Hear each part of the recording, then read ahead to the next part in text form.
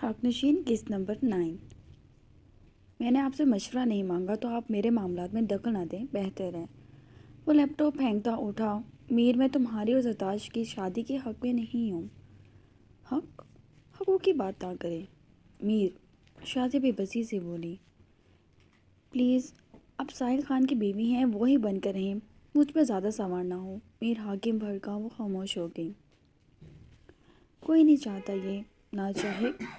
وہ لڑکی ٹھیک نہیں ہے، میرے لیے پرفیکٹ ہے۔ اس کا ریپ ہوا ہے۔ میر حاکم، تمہیں سمجھ کیوں نہیں آ رہا؟ وہ ایک دم چیخی۔ میر نے مڑ کر اس کی جانب دیکھا۔ ریپ وکٹم ہے وہ، تب بھی ارمان بھائی اس کو منہ نہیں لگاتے، تب بھی وہ سب کے سامنے گھلتی ملتی نہیں، شازیہ نے کہا تو میر حاکم ہنسنے لگا۔ شازیہ اس کی اس ہنسی کا مفہوم ہی نہ سمجھ سکی۔ ریپ کا مطلب جانتی ہیں؟ اس نے ایک آئی برو جھکا کر پوچھا۔ زیادتی؟ زیادتی اس کے ساتھ ہوئی جو مظلوم ہوتا ہے، اور آپ اس چیز کو مجھے بتا رہی ہیں کہ میں یہ سب سن کر چھوڑ دوں اسے؟ میر حاکم کی بات پہ شازیہ حیران رہ گئی۔ فیصلہ وہی ہے، حتما بات کہہ کر وہ وہاں سے جانے لگا، جبکہ شازیہ اس کی پشت دیکھنے لگی۔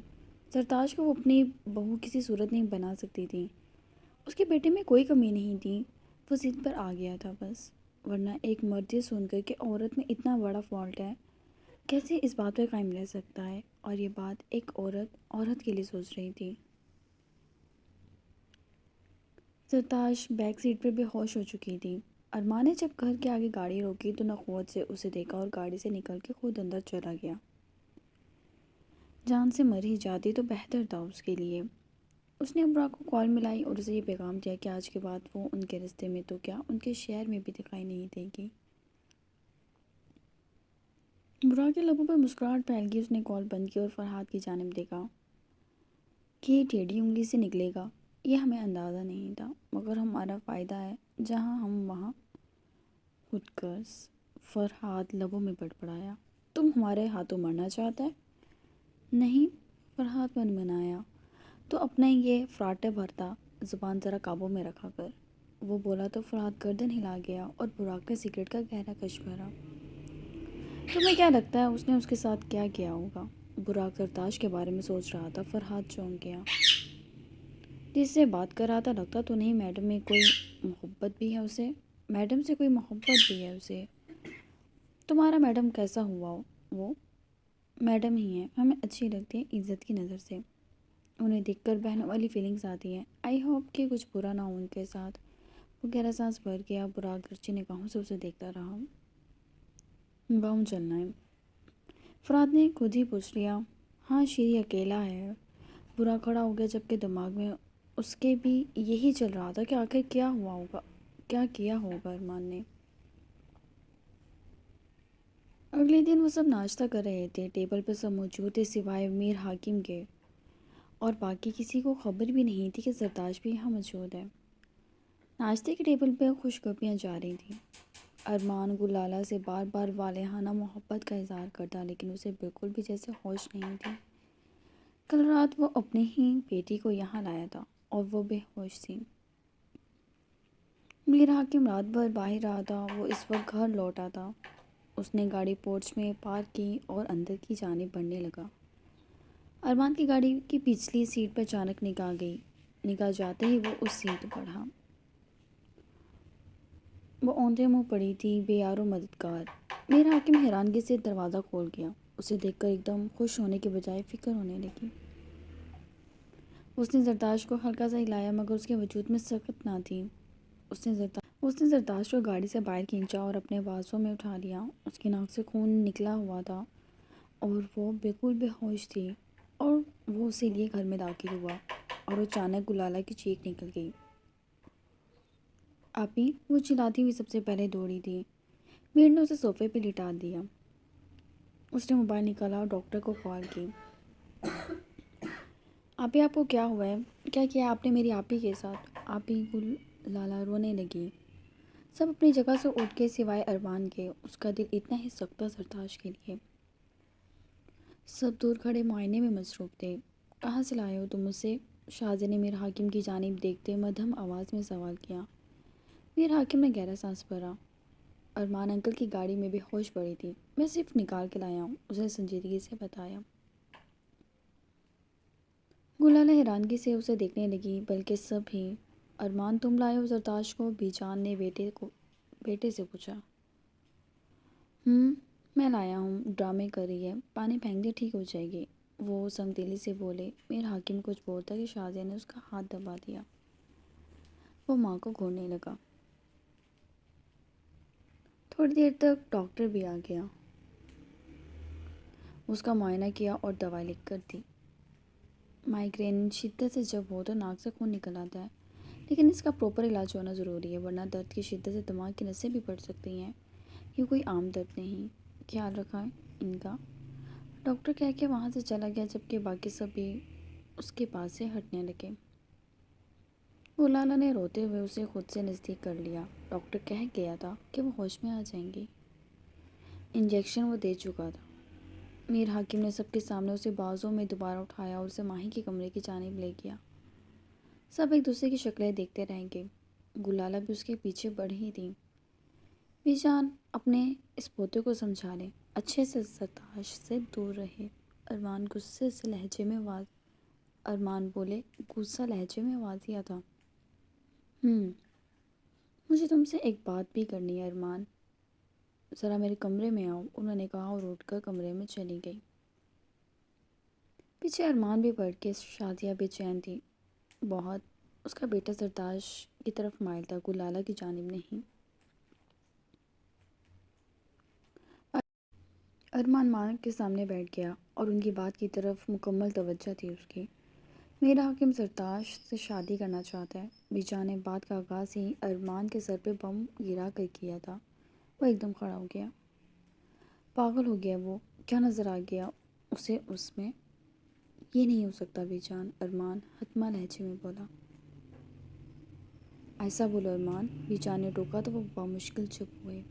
چاہتا تو یہ کوئی بھی نہیں، لیکن لڑکا ضد باندھ گیا ہے، وہ بے وقوف ہے، میں اسے سمجھاؤں گا اور سب بتاؤں گا بھی اسے۔ ایک ایسی لڑکی جس کا کوئی مستقبل نہیں، اس سے شادی کر کے اپنا مستقبل تباہ کر رہا ہے، پاگل ہو گیا ہے۔ یہ الفاظ وہ اپنی بیٹی کے لیے استعمال کر رہا تھا۔ میری خواہش گلالہ میں ہے ارمان، مجھے میر حاکم کے لیے گلالہ بہت پسند ہے، لیکن میں نے اس کا کہیں سوچا ہوا ہے، مجھے میر حاکم سے مسئلہ نہیں ہے، لیکن میں کہیں اور سوچ چکا ہوں اس کا۔ وہ بولے تو بی جان نے ان کی جانب دیکھا۔ کون ہے وہ؟ براق خانزادہ۔ براق؟ وہ شاکڈ سی ہو گئی۔ کیا تم نے اس سے بات کی ہے؟ وہ مان گیا ہے؟ نہیں، براق سے بات کروں گا، مان بھی جائے گا۔ شکل تو دیکھنا پسند نہیں کرتا، دیکھا نہیں تھا برسی میں، ضرورت کے تحت بھی بات نہیں کی اس نے، سلام نہیں کیا، ہاتھ تک نہ ملایا، منہ کھول کر کچھ نہ بولا۔ رہنے دیں، سب ٹھیک ہو جاتے ہیں وقت کے ساتھ، اس نے کہا تو بی جان نفی میں سر ہلانے لگی، لیکن ارمان کی ضد کے آگے وہ کچھ بھی نہیں کر سکتی تھی۔ ارمان بات ضد تھا، بی جان چپ رہ گئی۔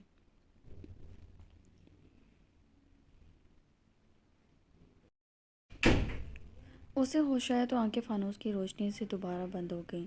وہ گڑا کر اٹھی، ارد گرد دیکھا، وہ گاؤں میں تھی۔ اسے کل رات کا منظر یاد آ گیا، آنکھیں ذرا جھنجھلا سی گئیں، دل میں ہوک سی اٹھی کہ آخر کیوں؟ لیکن اس آخر کیوں کا کوئی جواب نہیں تھا اس کے پاس۔ خود تبھی وہ بستر چھوڑ کے اٹھ گئی۔ اس نے بالوں کو سمیٹ کے خود کو آئینے میں دیکھا، اس کے گال پہ انگلیوں کے نشان تھے جو کہ ہلکے نیلے محسوس ہو رہے تھے۔ وہ واش روم میں چلی گئی۔ فریش ہو کے وہ باہر نکلی تو گلالہ کمرے میں داخل ہو رہی تھی، اس کے ہاتھ میں ٹرے تھی جس میں ناشتہ تھا۔ آپ بھی جلدی آ جائیں، کچھ کھا لیتے ہیں۔ گلالہ، یہاں سے نکلنے کا کوئی رستہ ہے؟ اس نے گلالہ کی طرف دیکھا جو حیرانگی سے اسے دیکھنے لگی۔ آپ بھی؟ مجھے عزیز بھائی سے ملنا ہے ہر صورت میں گیٹ سے نہیں جا سکتی۔ آپ بھی؟ بابا جانی بہت غصے میں ہیں، وہ آپ سے مزید نفرت کرنے لگیں گے، اس نے کہا تو زرداشت ایک لمحے کے لیے اپنی جگہ پہ رکی اور ہلکا سا مسکرا دی۔ یہ عام بات نہیں لگتی تمہیں؟ مگر آپ بھی، گلالہ تو میری مدد کرو گی؟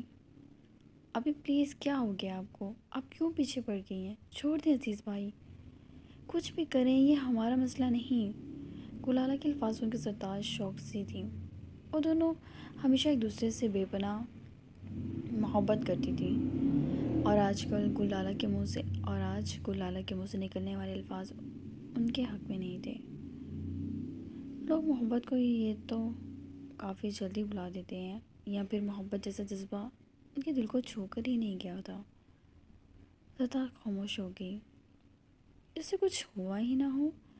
گلالہ اس کے رویے سے مطمئن ہوئی، جبکہ زرتاج کے دماغ میں بہت کچھ چل رہا تھا۔ وہ کمرے سے باہر ہی نہیں نکلی تھی۔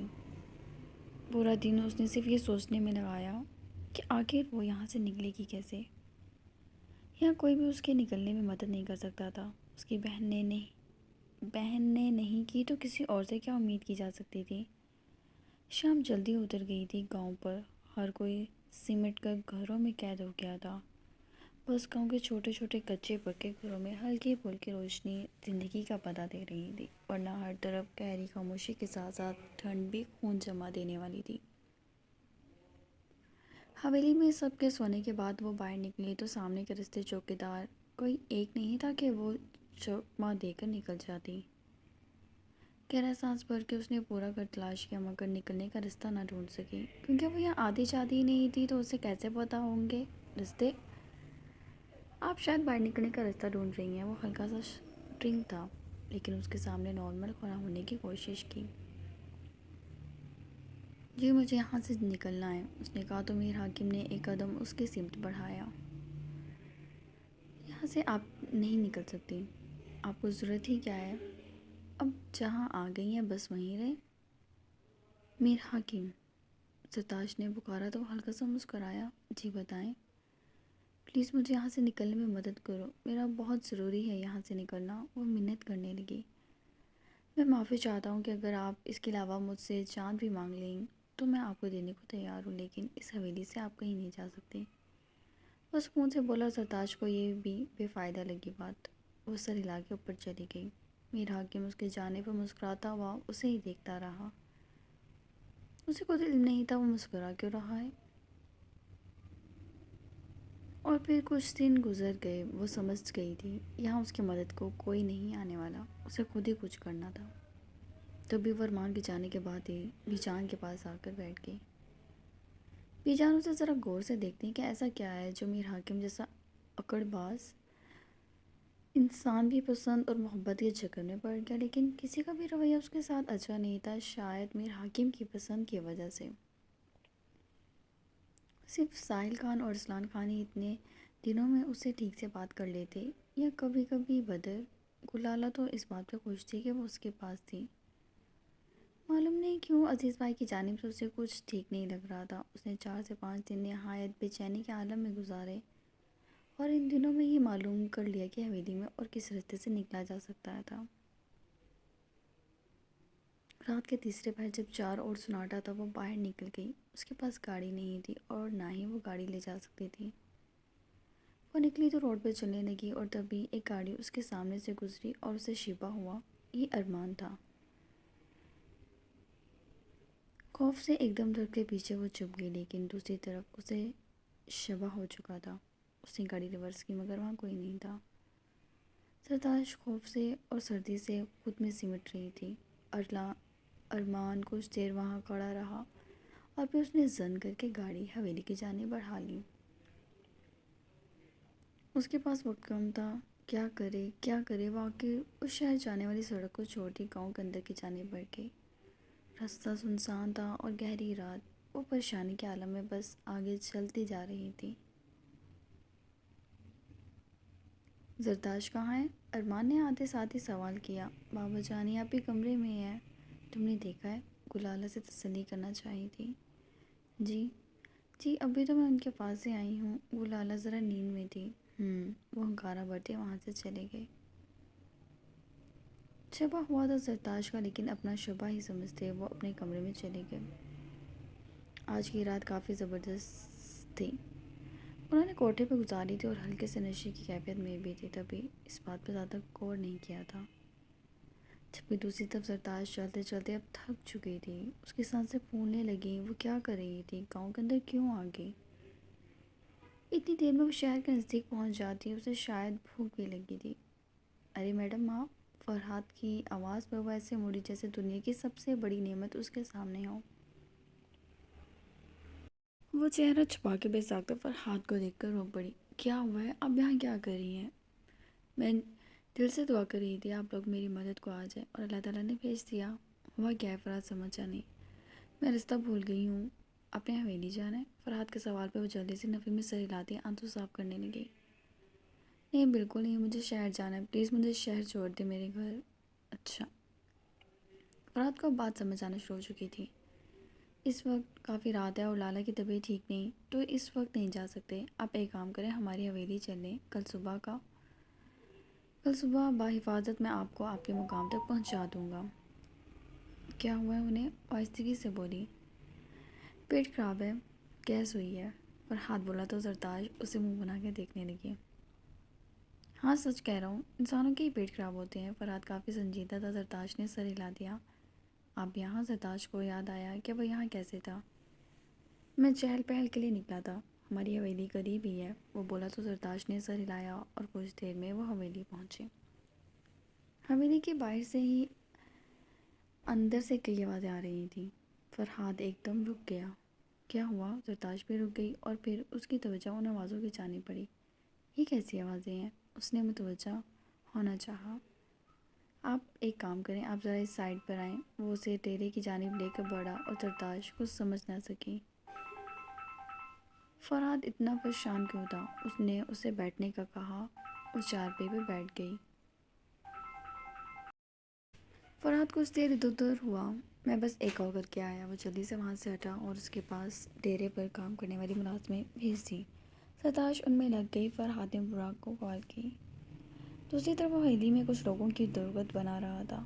لالا پروسیکیوٹر صاحب میرے ساتھ ہیں، اور آپ جس شوگر میں مصروف ہیں وہ ختم ہوگا تو وہ اندر آئیں گی۔ فرحات ایک ایک لفظ دانت میں پیستا بولا۔ وہ یہاں کیوں آیا ہے؟ خود پوچھ لیجیے گا، اگر ان کے سامنے زبان چل جائے تو۔ بکواس بند کرے گا تم ذلیل انسان؟ براق دہاڑا تو وہ چپ ہو گیا۔ اب ان کو کہاں لے کر جاؤں بتا دیں۔ کیوں آیا ہے؟ اس کا سوال وہی تھا۔ ارے مجھے کیا پتا؟ فرحات جھنجھلایا اور چاہ کر بھی براق انکار نہ کر سکا کہ اسے یہاں لانے کی ضرورت نہیں۔ اس نے ہنکارہ بھرا کال اینڈ کی اور ان دونوں آدمیوں کو اپنے ملازموں سے باہر پھینکوا دیا۔ اچانک اس کی نگاہ آئینے پہ گئی۔ سرخی چہرہ ہو رہا تھا اس کا۔ اس نے اپنے بال درست کیے، لاشعوری طور پہ صوفے پہ بیٹھ گیا۔ چلیں۔ دوسری طرف فرحات نے سرتاج سے کہا تو وہ مسکرا کر اٹھی اور فرحات کے ساتھ حویلی میں آ گئی۔ اسے کچھ شرمندگی بھی محسوس ہوئی، لیکن ان دونوں کے علاوہ اس کی مدد کوئی نہیں کرتا۔ اس نے بہت کوشش کی تھی جو کہ بیکار گئی تھی۔ براق کو دیکھ کر وہ ذرا جھجک سی گئی۔ سرتاج نے سلام کیا، جس کا جواب آنکھ کے اشارے سے اس نے دیا۔ آپ کی کیسی طبیعت ہے اب؟ سرتاج آہستگی سے بولی۔ براق کی آنکھوں میں کچھ الجھن سی آئی کہ وہ کس بارے میں سوال کر رہی تھی۔ جی لالا، آپ کا پیٹ خراب ہے، بتایا میں نے پروسیکیوٹر صاحبہ کو۔ براق نے جھٹکے سے فرحات کو دیکھا۔ اس کا بس نہیں چلا، دنیا کی سب سے گندی گالی اسے دے۔ سرتاج دونوں کو ہی دیکھ رہی تھی۔ براق نے مٹھیاں بھیج لیں۔ آپ بیٹھیں، کھڑی کیوں ہیں؟ فرحات نے کہا تو سرتاج بیٹھ گئی اور آہستگی سے بولی۔ ایم سوری کہ میں آپ کے گھر آ گئی، لیکن شاید اس وقت آپ دونوں کے علاوہ میری مدد کوئی نہیں کر سکتا۔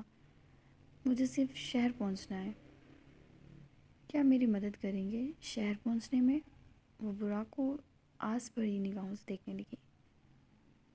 جس انسان نے بدسلوکی کے ساتھ اسے وہاں سے نکلوایا تھا وہ اسی سے مدد کی طلبگار تھی، یعنی اسے گرین آنکھوں میں آس بھرے ایسے ہی دیکھ کر مدد کا سوال کر رہی تھی۔ براق اس کی آنکھوں میں گھورنے لگا۔ اس گھوری میں عجیب اثر اور رعب تھا، جس سے سرتاج کو گھبراہٹ سی ہونے لگی۔